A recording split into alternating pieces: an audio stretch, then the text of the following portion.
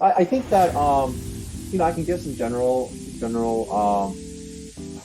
I guess like statistics or maybe or not even statistics but general knowledge. Consultants or temporary workers should be paid or not should be. They typically do get paid more on a hourly rate basis versus your full-time staff. So let's say you're a you're a full-time staff and you make 100,000 a year, right? And you do about um what is it, 20, 80 hours is 40-hour work weeks.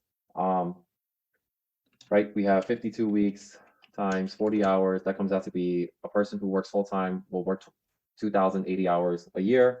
And then let's say they make 100,000, you divide it by, the hours to find out your hourly rate. That would make $100,000 a year.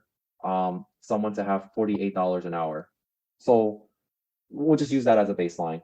If you're a consultant, your hourly rate is going to be much higher, right? Like I've heard of Epic ranges from 60 to 100, maybe even higher as an analyst, maybe even higher as directors or managers, and then maybe even higher or lower depending on how much is the demand and supply of consultants.